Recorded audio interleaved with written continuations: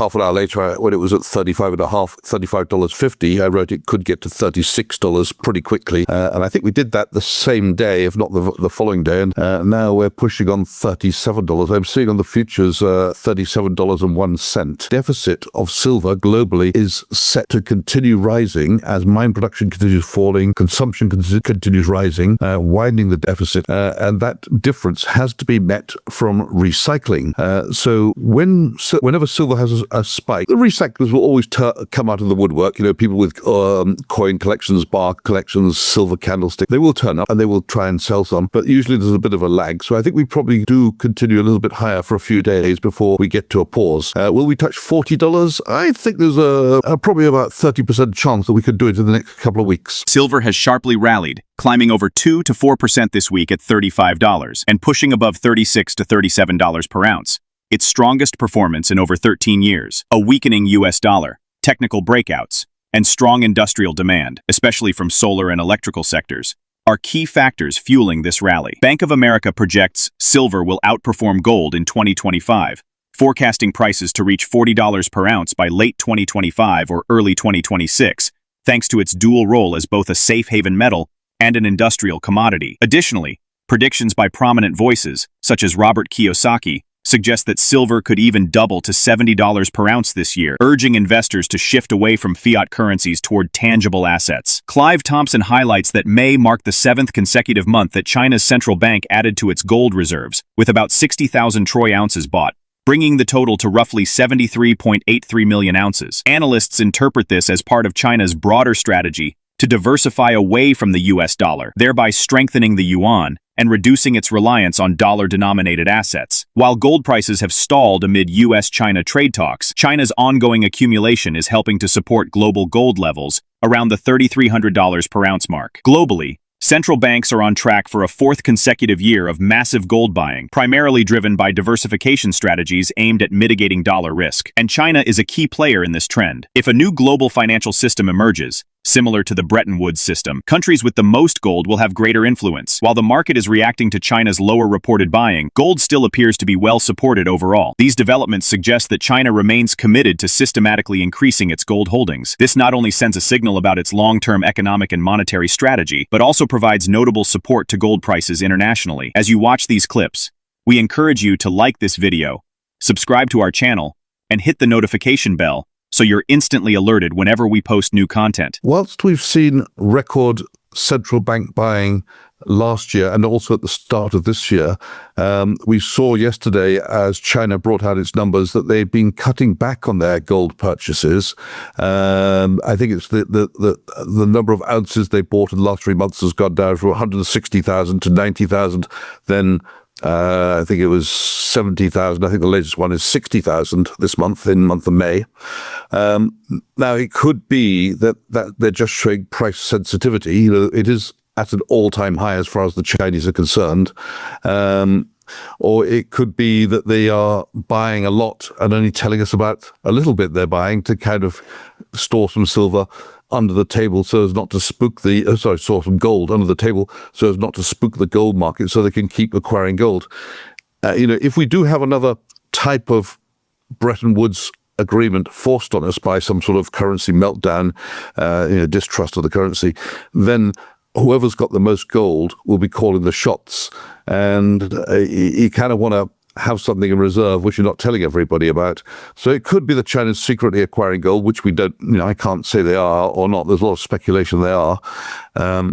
But right now, with the official numbers showing they're buying less gold, that's obviously making the market sit back and say, well, perhaps they're not going to buy any more, or maybe they'll buy less.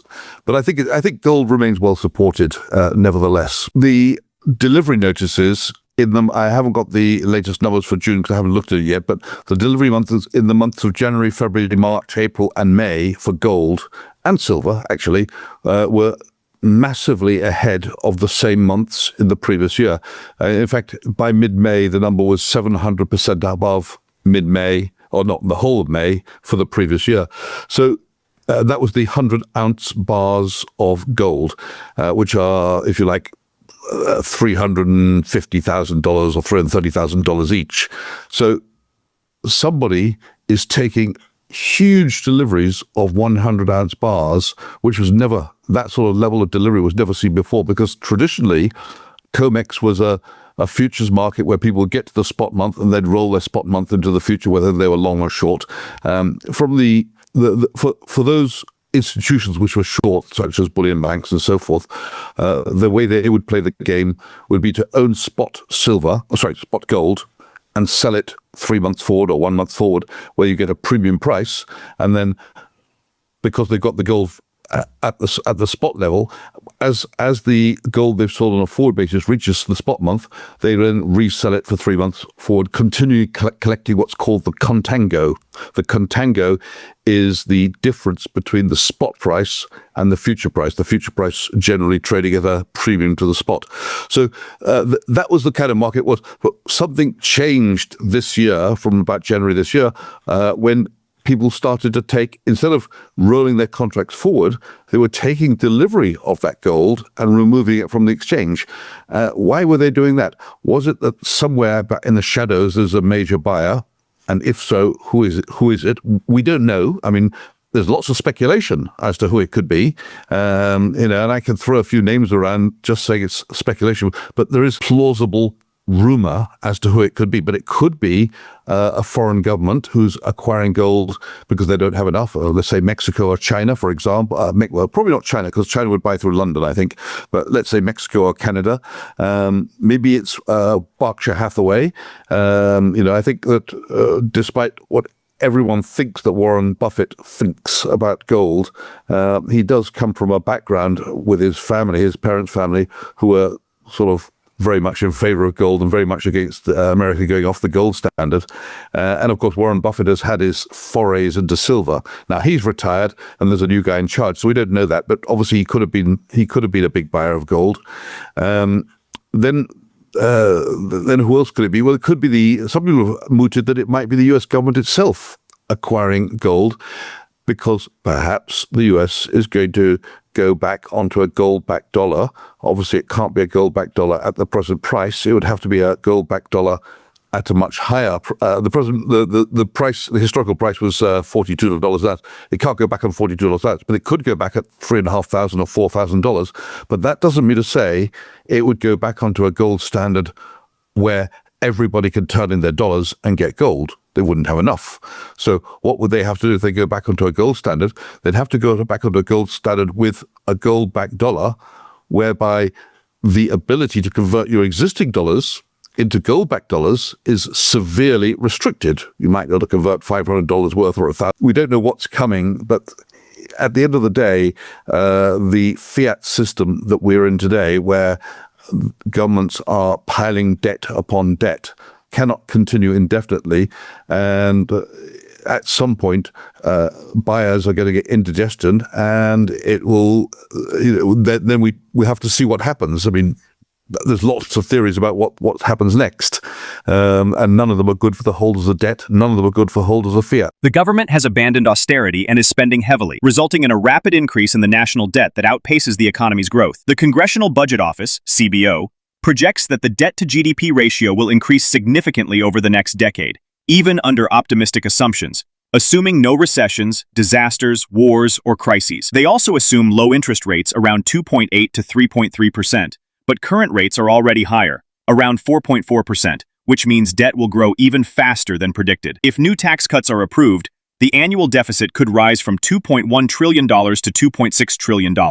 Resulting in a debt increase of approximately 7 to 8% in a single year, while the economy grows by only 1 to 2%. Clive Thompson also mentions that Japan has long managed its massive debt because most of it is held domestically, especially by the Bank of Japan, which kept interest rates near zero. However, rates are now rising, reaching over 2.5% on 30-year bonds, which could create problems. In contrast, the US has less debt but pays significantly higher interest, and comparisons to Japan fall short, because the U.S. doesn't manage its debt in the same manner. If U.S. interest rates rise too high, the Federal Reserve may step in and buy bonds, essentially printing money, just as it did during the 2008 crisis and the COVID-19 pandemic. While this seemed to avoid broad inflation, it hurt retirees by driving up the cost of high-demand, limited-supply items, such as housing, care, and luxury goods, even if consumer price indexes didn't fully reflect it. This is the consensus that They've thrown all austerity measures out of the window, and now it's spend, spend, spend, as if they won the lottery, which obviously means the debt will go out of control faster than would have happened otherwise. But you only have to look, before all this happened, just look at if anyone has the time, go to the Congressional Budget Office's numbers, and the latest forecast you'll see, the official forecast that they do for the budget going forward for the next 10 years, is from January 2025. So in January 2025, they made their forecast for the next 10 years, and this shows the debt to GDP ratio rising. What that means is the national debt will rise at a faster pace than the gross domestic product, or faster than the economy. So it's a bit like a family, your salary is rising by 1 or 2% a year, but your credit card debt is rising by 10 or 20% a year. It's just getting bigger and bigger. And there comes a point where it becomes completely unsustainable. So when you look at the CBO's forecast as it was in January, it showed the debt to GDP ratio rising from, let's call it for simplicity, 100% to 150%. I mean, those aren't precise numbers, but it's a huge rise over the next 10 plus years. And a number of the numbers they've got in there are fairly conservative. When I say conservative, they're conservative in terms of this is the best case scenario. They expect there should be no recessions, no natural disasters, no wars, no pandemics, no crises, no unemployment, rise in unemployment. Nothing. There's going to be nothing which will tilt the figures negatively. So if we were to have, for example, another pandemic, of course, tax receipts will go down and spending will have to go up. If there's a natural disaster, same thing. If there's a war, same thing. So the assumptions will be none of those. And the other assumption which is being made, which I find rather adventurous, is the assumption that the interest rates that the government will pay on its national debt will be about 2.8%, rising to about 3.3% in a decade. Yet the cheapest interest rate you could get as a government now, the US government, is about 4.4%. If you factor in these higher interest rates, that debt to GDP ratio accelerates at a faster rate than the government's was predicting in January. And of course, they have said if this tax bill goes through, they'll have to revise the figures again, and it's going to add, and I've done the maths on this, it's going to add really $500 billion a year to the deficit, which should this year, which ends in September, this is the fiscal year, should be 2.1 trillion this fiscal year. That's going to go up to 2.6 trillion deficit. What does that mean? It means the debt gets bigger by 2.6 trillion. How much is that as a percentage? Well, if you take the debt at 36 trillion, I think that some of that's debt owed by the government to itself and internally. If you take it 30 trillion, it goes up by 2 point something trillion. Well, that's about 7-8% increase in the debt in the year. Now, the economy isn't growing that fast. The economy is growing by 1 or 2%. Japan has the advantage that most of its debt is owned domestically, and most of it is owned by the BOJ, the Bank of Japan. And the Bank of Japan, through its ongoing purchases of government bonds up until a few months ago, and everything changed a few months ago, up until a few months ago, was keeping the interest rate on all these government bonds at something like 0.1, 0.2%.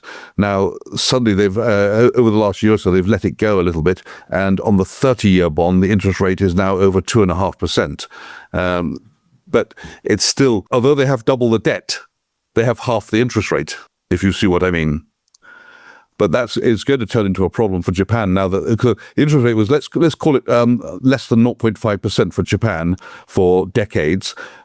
And suddenly it's gone up. But when they were paying that little interest on double the debt, it's not the same thing as the US government paying what they call 2.8%, but will very soon be 4 point something percent.